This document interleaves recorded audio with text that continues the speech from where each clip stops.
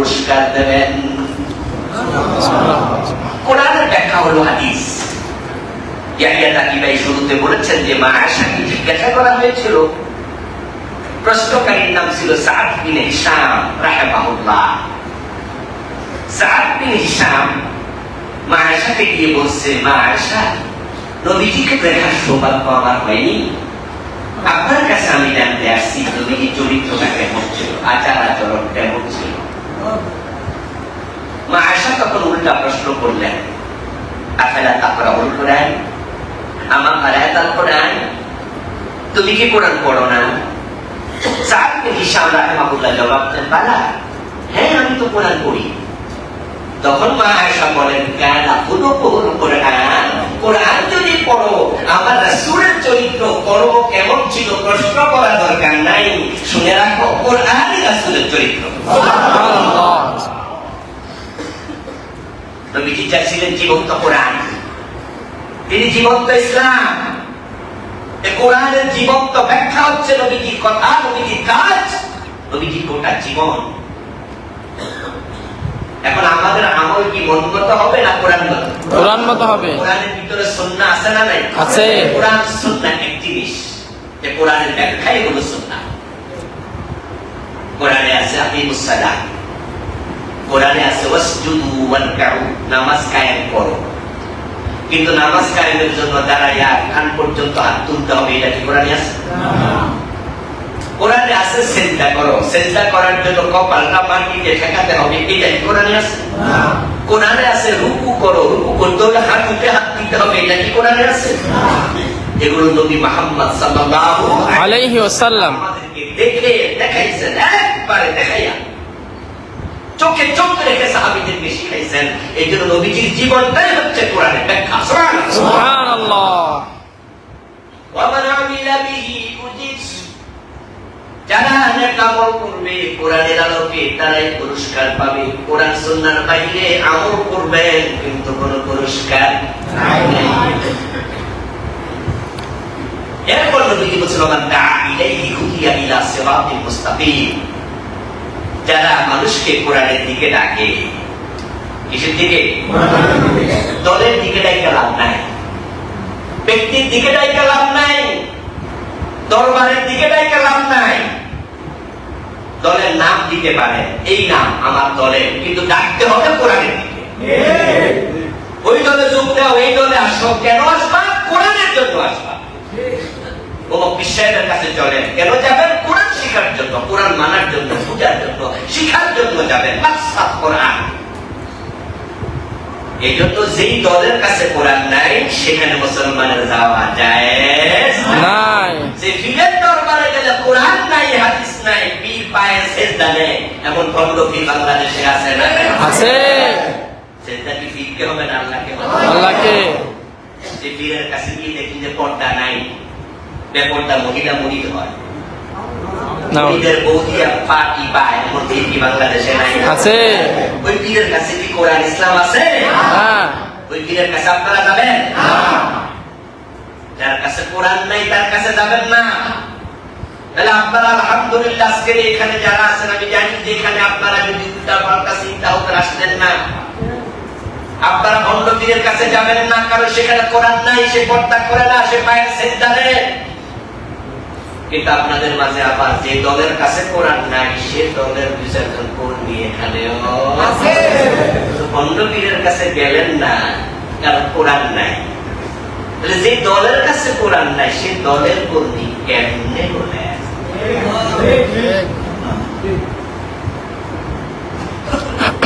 প্রশ্ন করুন যে কোরআন যেখানে সেখানে আমি কেন যাব? কোন কারণে যাব? আমি উম্মত মুহাম্মদ, আমি মুহাম্মদের অনুসারী। এই জন্য আমাদের পুরা জীবন সাজাতে হবে কোরআন দিয়ে।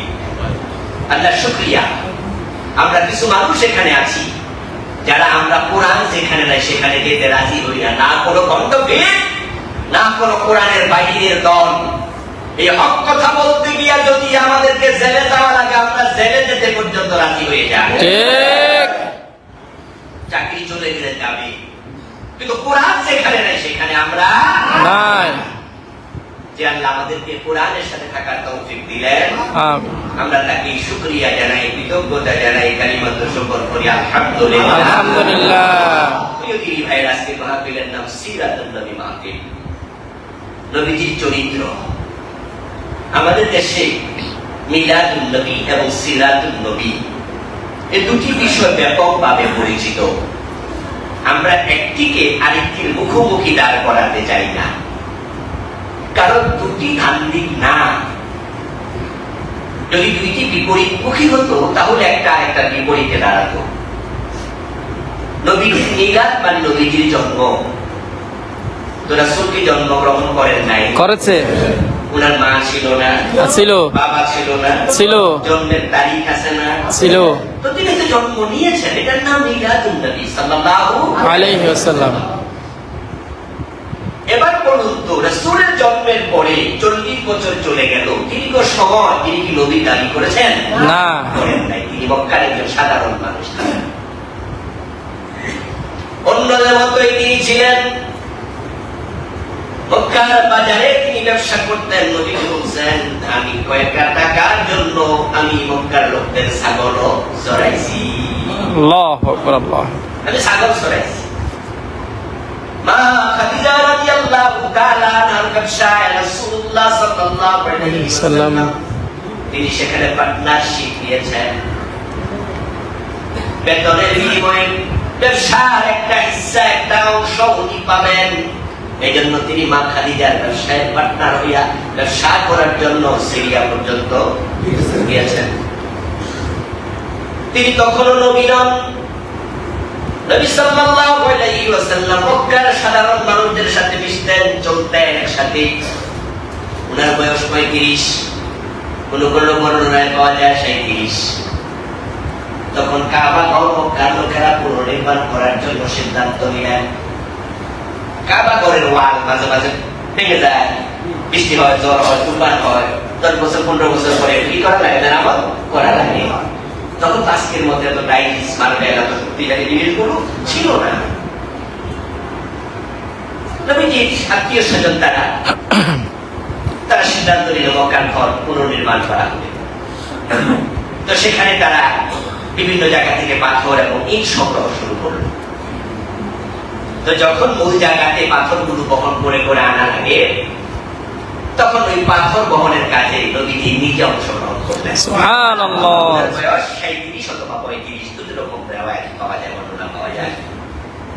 নবীজির সাথে উনার চাচা আব্বাস রাদিয়াল্লাহু তাআলা আনহু তিনিও এই কাজে অংশগ্রহণ করলেন। নবীজির চেয়ে তিনি বয়সে 2 বছরের সিনিয়র ছিলেন, বড় ছিলেন। চাচা ভাতিজার বয়স 2 বছর তো কোনো ব্যাপার না, একবারে কাছাকাছি।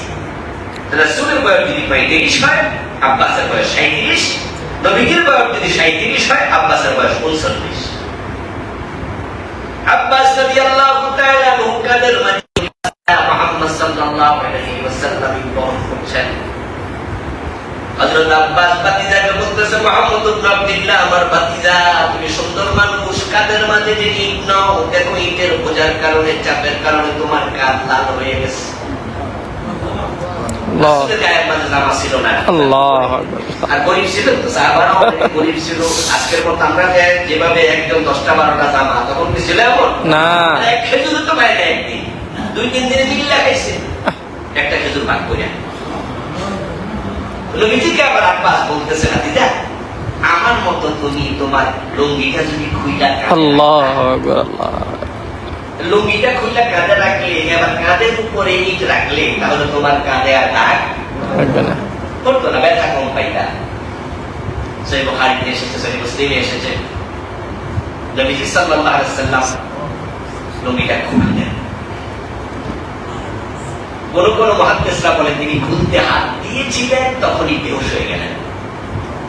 কিন্তু সহিহ মুসলিমের রওয়ায়াত আছে, নবীজি লুঙ্গি খুললেন, তারপরে বেহুশ হয়ে গেলেন, কাঠ পর্যন্ত আনতে পারেননি। তারপরে হুশ আসার পর বলি, ইজারি ইজারি, আমার নবী, আমার নবী। আমি এই কথা দিয়ে আপনাদের বুঝাতে চাইলাম যে 40 বছর আগে মক্কার সাধারণ লোকেরা যেমন চলতো, ফিরতো, খাইতো, নবীজি তাদের সাথে তাদের মতো একজন ছিলেন। নাকি ভাই বলছে, ওই যুগটার নাম ছিল ইয়ামে জাহিলিয়া। কিন্তু যখন তার বয়স 40, আলহামদুলিল্লাহ, তিনি সমাজ নিয়ে ভেবেছেন অনেক। সে 17 বছর বয়স থেকে বিলকুল ফজল যখন তৈরি বা তখন থেকে তিনি দেখলেন তাকিয়ে ডানে বামে সামনে পিছনে পুরো আরব দেশ এতটা অন্ধকারে নিমজ্জিত যে মানুষগুলোর ভিতরে মনুষ্যত্বের মোহ নাই। তারা দেখতে মানুষ, কিন্তু তাদের ভিতরে মনুষ্যত্বের চিটা ফোটাও নাই। এত নিচে তারা নেমে গিয়েছিল, যার নিচে নামার হয়তো কোনো জায়গাও বাকি ছিল না। আল্লাহ তাআলা নবী মুহাম্মদ সাল্লাল্লাহু আলাইহি ওয়াসাল্লামকে 40 বছর বয়সে নবুয়ত দিলেন। তিনি ঘোষণা করলেন, ইন্না আরসালনাকা শাহিদান ওয়া মুবাশশিরান ওয়া নাযীরা ওয়া দা'iয়ান ইলা আল্লাহি বিইذনিহি ওয়া সিরাজাম মুনীরা। আল্লাহ। ওয়া দা'iয়ান ইলা আল্লাহ, কোরআনে আল্লাহর দিকে ডাকো। নবীজি বলেন, মান দাআ ইলাইহি হুদিয়া ইলা সিরাতিল মুস্তাকিম। এই কোরআন এমন এক মহিমান্বিত কিতাব, এই কোরআনের দিকে যখন মানুষ মানুষকে ডাকবে, যদি মানুষ তার দাওয়াত গ্রহণ নাও করে, লস নাই। কোরআনের কথা আপনি বলছেন যে ভাই আসেন না আমরা কোরআনটা পড়ি, এই ভাই বলছে ভাই আসেন না আমরা কোরআনটার অর্থ বুঝি, ওই ভাই বলছে ভাই আসেন না যে কোরআনের অর্থ শিখলাম সেটা আমল করি, আরেক ভাই বলছে শুধু একা না পুরো সমাজে আমল করি। এইভাবে মানুষ যখন কোরআনের দিকে ডাকবে, তার কথা কেউ যদি নাও শোনে, তার পুরস্কার হলো হুদিয়া ইলা সিরাতিল মুস্তাকিম। নবীজি বলেন, আল্লাহ পুরস্কার হিসাবে যে মানুষকে কোরআনের দিকে ডাকে তাকে হেদায়েত দিয়ে দেয়। সুবহানাল্লাহ, সুবহানাল্লাহ। আমরা সবাই কি হেদায়েত চাই? ইনশাআল্লাহ হেদায়েত চাই। হেদায়েতের সে দাবি কোন নিয়ামত আর নাই। সূরা ফাতিহার ভিতরে শুধু একটা দরখাস্ত আছে, এর নাম ইহদিনাস সিরাতাল মুস্তাকিম। প্রতিদিন আমরা আল্লাহ তাআলার কাছে কতবার হেদায়েত চাই তার কোনো হিসাব নাই। শুধু ফরজ নামাজ যদি আমরা পড়ি 5 ওয়াক্ত, তাও তো 17 রাকাত। প্রতি রাকাতে সূরা ফাতিহা আছে, আর প্রতি রাকাতে একটাই চান ইহদিনাস সিরাতাল মুস্তাকিম। আপনি যদি মানুষকে কোরআনের দিকে ডাকেন, তাহলে রাসূল বলতেছে আল্লাহ পুরস্কার হিসেবে আপনারা হেদায়েত দেন। সুবহানাল্লাহ। তাহলে আজকের পর থেকে আমরা পুরো মন্ত্রতন্ত্রের দিকে আর ডাকবো না, ইনশাআল্লাহ, বরং আমরা দুনিয়ার সকল মানুষকে আল্লাহর কোরআনের দিকে ডাকবো। রাজি আছেন না? নাই? আল্লাহ আপনারা হেদায়েত দেন। আরে হেদায়েত পায় না যে বিশ্বাস বন্ধ হয় কেমনে? আরে পীর কেমনে বন্ধ হয়? বন্ধ মানে কি হেদায়েত পায় না? হেদায়েত পাইলে কি বন্ধ হইতো না। পীর কেমনে বন্ধ হয়? আলেম কেমনে বন্ধ হয়? কারণ কি জানেন, ওই পীর সে মুরিদকে হেদায়েতের দিকে ডাকে নাই, তার পেটের দিকে ডাকছে, কোরআনের দিকে ডাকে নাই। যে পীর কোরআনের দিকে মুরিদকে ডাকে না, আল্লাহ ওই পীরকে হেদায়েত দেয় না। ঠিক। সেই আলেম মানুষকে কোরআনের দিকে ডাকে না, ওই আলেমকে আল্লাহ হেদায়েত দেয় না। যার কারণে বড় বড় আলেমরাও গত 15 বছর সরকার যে ছিল ওদের কাছে টাকার বিনিময় বিক্রি হয়েছে শুধু শোলাকিয়ার ইমামতির জন্য। শুধু শোলাকিয়া ঈদগাহে ইমাম হবে, সরকারের নেক নজর পাবে, এই জন্য কত বড় মুফতি সে শাহবাগে নাস্তিকদের সাথে হাত মিলায়। ঠিক। ফরিদউদ্দিন মাসুদ সাহেব, ফরিদউদ্দিন মাসুদ সাহেব ছোট বড় আলেম না, ছোট বড় আলেম না। বাংলাদেশে যদি আমাকে বলা হয় 10 জন বড় আলেমের নাম বলেন, ওই 10 জনের মাঝে ফরিদউদ্দিন মাসউদের নাম এই জন্যই আমি রাখবো, আমি তার লেখা বইও পড়েছি। আমার পিএইচডি গবেষণার সময় শ্রমিকদের প্রসঙ্গে একটু আলোচনা আসছিল, তখন আমি রেফারেন্স হিসাবে কিছু বই সংগ্রহ করলাম, তার মাঝে কোরআনটা পাইলাম। পড়ে আমি তো অবাক, এত দারুণ লেখা। অনেক জায়গায় আলেম তিনি, কবি অঙ্গনের আলেমরা জানেন যে সে উনি কত মাহের, কত মুতাফিক, বাহাদুর উলুম তাকে বলা যায়। কিন্তু শাহবাগে যারা আল্লাহর ফাঁসি চাইছে, মানুষের ফাঁসি না, আল্লাহ শুধু মানুষের ফাঁসি চায় না, ফাঁসি চাই ফাঁসিতে শুধু মানুষের না। শাহবাগে যখন নাস্তিকগুলো একসাথ হলো, থাবা বাবা রাজি, একজন সাহাবাগী নাস্তিককে হত্যা করা। সম্ভবত সেদিন আমার মাহফিল ছিল রশিদ দ্বীপে, যতটুকু মনে পড়ে রাত তখন 12টা-1টা এরকম হবে। আমার মোবাইলে কেউ একজন রিং দিলেন, আমি রিসিভ করলাম। সালাম দিয়ে আমাকে বললো, হুজুর থাবা বাবা রাসিদকে যে হত্যা করছে শুনছেন? আমি এটা তো শুনেছি, 1-2 দিন আগে এটা করছে। বললো যে ওর ব্লগে গিয়ে দেখলাম সে তার ব্লগে আল্লাহ রাসূলকে নিয়ে এমন লেখা লিখছে যা মুসলমান মুক্তি উচ্চারণ করতেও পারবে না। তাই হ্যাঁ, এরপর দিন সকালবেলা থেকে আমার দেশ পত্রিকা এত বড় লিখছে শাহবাগীদের কাহিনী। ওরা ওদের ব্লগে আল্লাহর বিরুদ্ধে, রাসূলের কোরআনের বিরুদ্ধে এমন লেখালেখি শুরু করলো। এর আগে ছিল তারা শুধুমাত্র একটা ইসলামী দলের বিরুদ্ধে স্লোগান দিচ্ছে, কাদের মোল্লা ফাঁসি দাও, দত্তার সঙ্গে সাইদি ফাঁসি দাও। অন্যান্য মানুষরা মনে করছে এটা রাজনৈতিক একটা ব্যাপার। ওরা যুদ্ধপরাধী ছিল, ওরা রাজাকার ছিল, ওদের ফাঁসি চায়। কিন্তু আমার দেশ পত্রিকা যখন ওদের কাহিনী প্রকাশ করলো তখন দেখা গেল যে সবগুলো এখানে নাস্তিক একসাথ হয়েছে, উদ্দেশ্য বড় খারাপ। তারা ইসলামকে, আল্লাহকে, কোরআনকে গালি দেয়। তখন তাদের বিরুদ্ধে হেফাজতে ইসলামের জন্ম হলো। হেফাজতে ইসলামের জন্ম হওয়ার পরে তখন বাংলার লোকেরা টের পাইল যেগুলো নাস্তিক। তখন তাদের বিরুদ্ধে সরকার, আওয়ামী লীগ সরকারের সামনে গেল, তাদেরকে শাহবাগ থেকে ইমরানের সরকার সহ সব দিকে বলো উঠে যায়। হেফাজতের আন্দোলন, নাস্তিক গুলো সরে গেল। তাদের মাঝে একটা নাম ছিল আসিফ মহিউদ্দিন। সে তখন বাংলাদেশ থেকে ভিসা নিয়ে চলে গেল ফ্রান্সে নাকি কানাডায়, এরকম একটা দেশে, আমার এই মুহূর্তে একুরেট মনে নাই। আমার দেশ পত্রিকায় পরে তার ব্লগ থেকে লেখা করলো, সে তার ব্লগে লিখেছে শাহবাগে যদি আল্লাহ নেমে আসে আল্লাহকেও ফাঁসি দেওয়া হবে। নাউজুবিল্লাহ।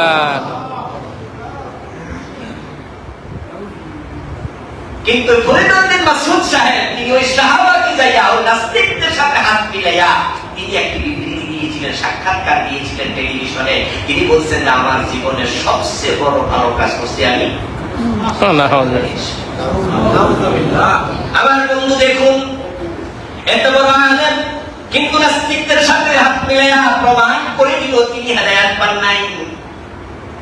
কত বড় পীর আছে যারা কামেল পাস, মাদ্রাসার টিচার, মুহাদ্দিস, কিন্তু বেদাতি, সরাসরি শিরক করে। এত বড় পীর হেদায়েত পায় নাই, এত বড় আলেম হেদায়েত পায় নাই। এর কারণ শুধুমাত্র আমি মনে করি একটা, কারণ তারা মানুষকে কোরআনের দিকে ডাকে নাই। তাহলে আমরা মানুষকে কোরআনের দিকে ডাকবো। নবী মুহাম্মদ সাল্লাল্লাহু আলাইহি ওয়াসাল্লাম আল্লাহ বলছে এই জাহেলিয়াতের অন্ধকার দূর করার জন্য ইন্না আরসালনাকা শাহিদান ওয়া মুবাশশিরান ওয়া নাযীরা ওয়া দাঈয়ান ইলাল্লাহ। আমি আপনাকে আল্লাহর পথে আহ্বানকারী হিসেবে পাঠালাম। ওয়া সিরাজান মুনীরা, আপনি হচ্ছেন উজ্জ্বল জ্যোতিষ্ক। যুগটার নাম কি ছিল? জাহেলিয়া। আল্লাহ তো অন্ধকার যুগ। অন্ধকার দূর করার জন্য আলো লাগে। সিরাজ মানে হচ্ছে বাতি, মুনীর মানে উজ্জ্বল। নবী মুহাম্মদ সাল্লাল্লাহু আলাইহি ওয়াসাল্লামকে আল্লাহ তাআলা পৃথিবীর সব নবীদের সেরা নবী বানায়া দুনিয়ার সবচেয়ে বড় উজ্জ্বল প্রদীপ বানায়া পাঠাইছে। সুবহানাল্লাহ। ওনার আগমনের 23 বছরের ব্যবধানে পৃথিবীর চিত্রটাই চেঞ্জ হয়ে গেল। ইন্তেকালের আগে তিনি বললেন খায়রুল কুরুনি কারনি। ও আমার উম্মতেরা, এই যুগের নাম পৃথিবীর সব মানুষ, শিক্ষিত অশিক্ষিত, কবি, কলামি, সাংবাদিক, ঐতিহাসিক, গবেষক, সবাই মিলে ওই যুগের নাম দিলা দি ইরা অফ ইগনোরেন্স, অন্ধকার যুগ, জাহিলিয়াতের যুগ। আর আমি নবী মুহাম্মদ ঘোষণা করছি খায়রুল কুরুনি কারনি। এখন আর ওই দশা নেই, ওই দৃশ্য নাই। এখন আমার যুগ পৃথিবীর সর্বশ্রেষ্ঠ যুগ। সুবহানাল্লাহ, সুবহানাল্লাহ। এখন আর তুমি নাই, ডাকাতি নাই, রাহাজানি নাই, চিন্তাই নাই, দর্শন নাই, খুন নাই। আসলে ইসলাম রাষ্ট্রে এগুলো থাকে না। ইসলামী রাষ্ট্রের কথা যে আমরা বলি, অনেকে শুনলে একটু হালকা ভয় পায়। ইসলামী রাষ্ট্র বলে আরে বাবা ভয় কি জিনিস।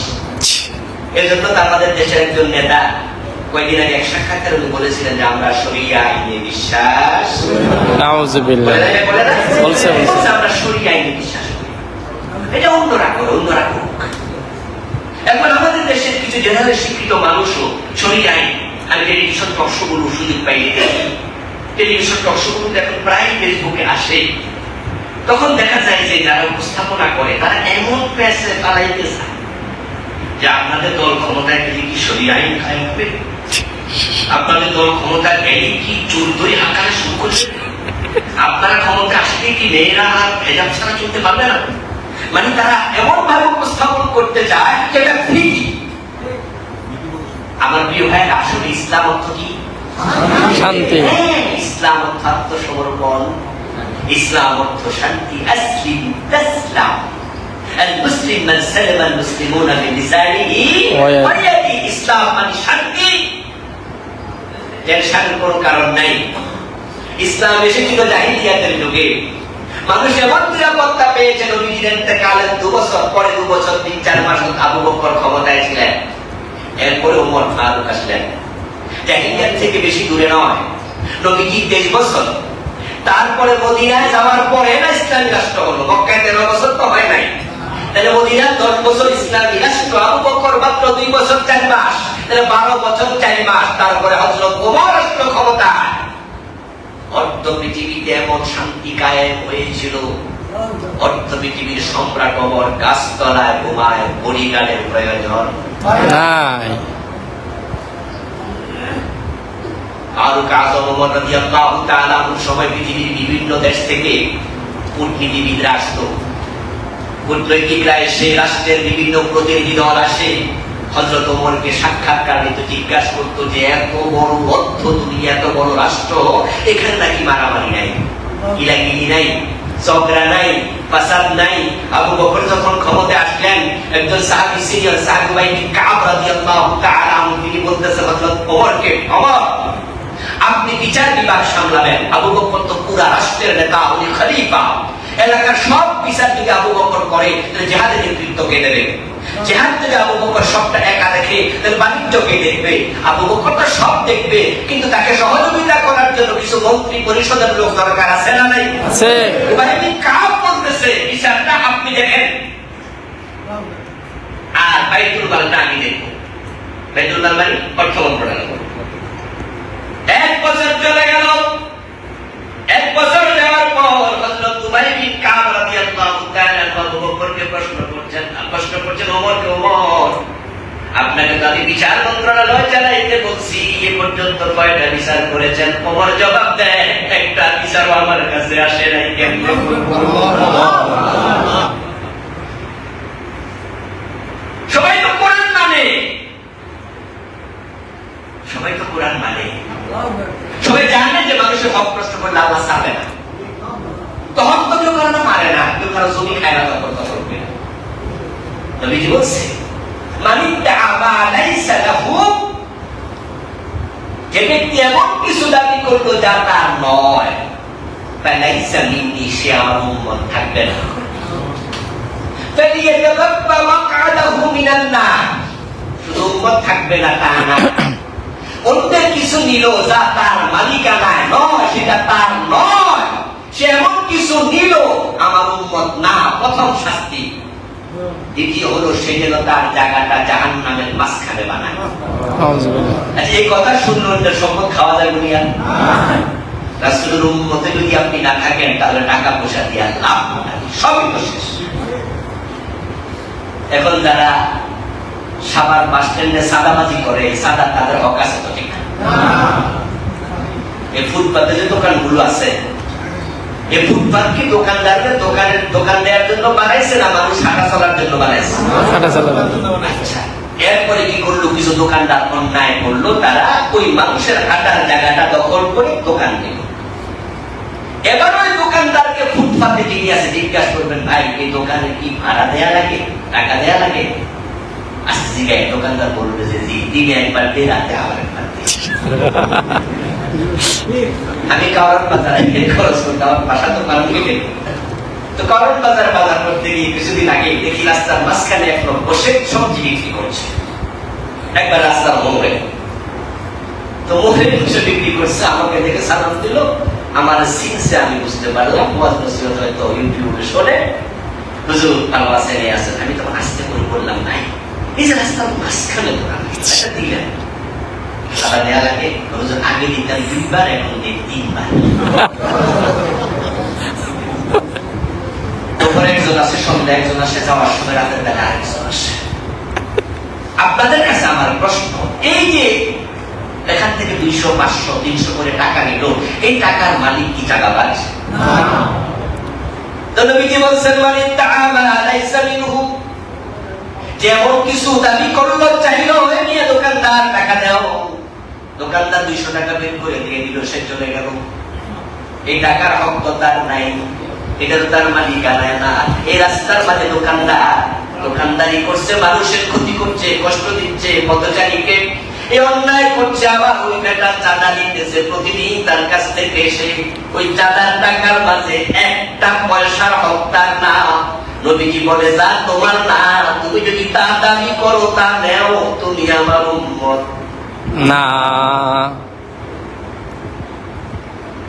ভাই আলহামদুলিল্লাহ, আমরা কিছু মানুষ আছি অগাস্ট বিপ্লবের পরে জুলাইয়ের 5 তারিখে, অগাস্টের 5 তারিখে যখন আগে সরকার পলায় চলে গেল, তখন তো সরকারের লোকেরা আর দোকানদারের কাছ থেকে চাঁদা নেওয়ার সুযোগ নেই, ওরা তো পরিচয় দিতে পারে না, কোন রকম সাইড সাহায্যে বলছিল ইন্দুরের গর্তে লুকাবো। এখন তো সরকারের লোকেরা পরিচয় দিতে পারে ওরা নাই। তাহলে এখন পরে তো কথা ছিল, এখন চাঁদাবাজি আপাতত বন্ধ থাকবে, কারণ যেহেতু পলিটিক্যাল কোন গভর্নমেন্ট ক্ষমতা নাই। কিন্তু শোনা যাচ্ছে 2 গুণ 3 গুণ পাচ্ছে। এখন যারা সরকারের বাহিরে আছে, সরকার তো ডক্টর ইউনূস, তার আছে মন্ত্রণালয়, কিন্তু আমরা যারা বাহিরে আছি, এখন বাহিরে সব দলের লোকেরা কি চাঁদাবাজি করে?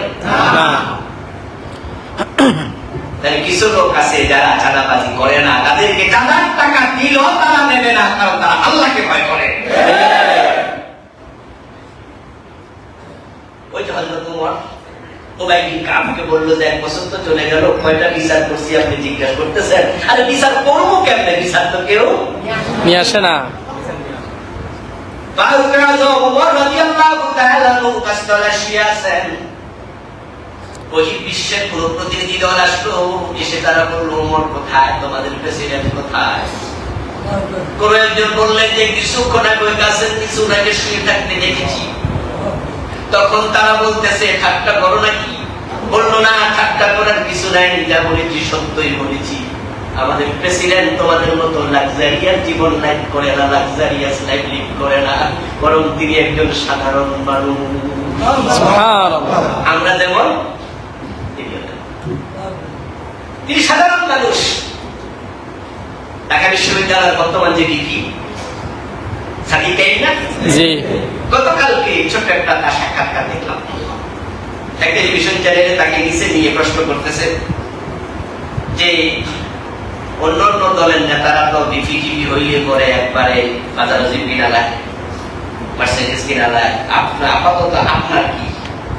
কারণ এক মাস তো হইতে চলছে, কি কিনছেন বা কি অবস্থা? তখন সাদিক কায়েম জবাব দেয় যে আমি যখন বিশ্ববিদ্যালয়ের সভাপতি ছিলাম, তখন ইউনিভার্সিটিতে আমার দলের একটা মোটরসাইকেল ছিল, ওইটা চালাইতাম, কিন্তু আমার বিশ্ববিদ্যালয় থেকে যখন নিয়ে গেছে কেন্দ্রে, এখন আমি রিক্সা চলি, এবং এই মোটরসাইকেলটাও নেই। এবং সে পরে বলছে যে আমি যে দল করি, এখানে তো টাকা নিতে আসে না, দিতে আসে। ও প্রিয় ভাইরা, রাসূলুল্লাহর পরে এবং ওমরের যুগে শ্রেষ্ঠ শান্তি আসলো ইসলাম, তারা এমন ভাবে মানছে, কেউ কারো হক নষ্ট করতো না, কেউ কারোর উপর জুলুম করতো না। ইসলাম মানে শুধু জোর ধরে হাত কাটা মানে ভাই, এটা আছে, তবে হাত কাটবে ইসলাম তখন জাকাত ব্যবস্থা চালু হওয়ার পরে দারিদ্রতা বিমোচিত হবে যখন।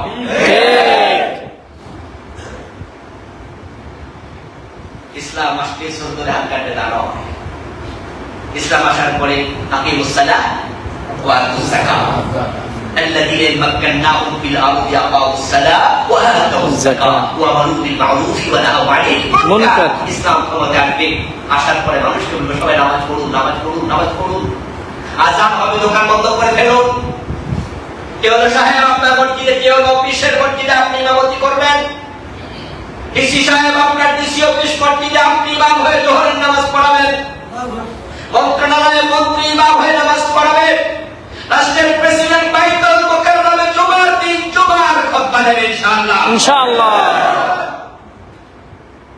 আপনারা বলুন তো যদি কেউ সাহেব জোহরের নামাজে জুমার নামাজের ইমামতি করে তার অফিসের সকল কর্মচারীরা কেউ অফিসে ওনার পিছনে নামাজ পড়ে ওই অফিসে বসে লেনদেন বাড়বে না কমবে কমবে ইন্না সালাতা তানহা আনিল ফাহশাই ওয়াল মুনকার ওয়া যিকরুল্লাহি আকবার ডিসি সাহেব যদি তার ডিসি অফিসের মসজিদে ইমামতি করে তার পিছনে লোকেরা নামাজ পড়ে ডিসি ওর সাইডে পাবে না তার বিবেক তাকে বলবে যে তুই কি করলি তুই জোহরের ইমামতি করলি তারপরে ইসলামের বলবো আকিমুস সালাহ ওয়া আতুজ যাকাত নামাজ পড়ো তারপরে হলো যাকাত খাও ঠিক না যাকাত দাও আমরা বুঝুন না টাকা করি আল্লাহ কোন লোকে আমরা করতেছি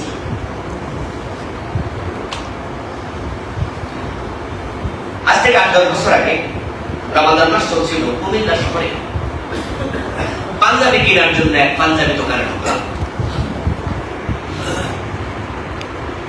আমি ঢুকার পরে দোকানদার আমাদেরকে বলতেছে এখন দাম পরে আসি লজ্জা পেলাম মানে আমার যে ফাইজমা পাঞ্জাবি ড্রেসা টুপি টাপি আমি ঢুকছি আর আমাদের এখন দাম পরে আসি আমি তাকে বললাম কেন ভাই আমার কাছে কি জামা কাপড় বিক্রি করবেন না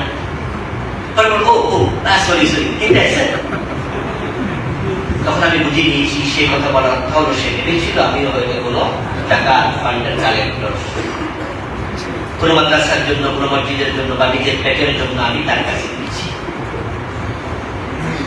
ও প্রিয় ভাইরা ইসলাম তো আপনাকে আমাকে টাকা খেতে বলে নাই কিন্তু আমরা টাকা খাচ্ছি ইসলাম বলেছে খাও না দেও কথা বলেন খাও না দেও এখানে সব নামাজি আলহামদুলিল্লাহ আমি আমার সন্দেহ করে সব নামাজি আমরা কিন্তু সবাই কি জাকাত দেই না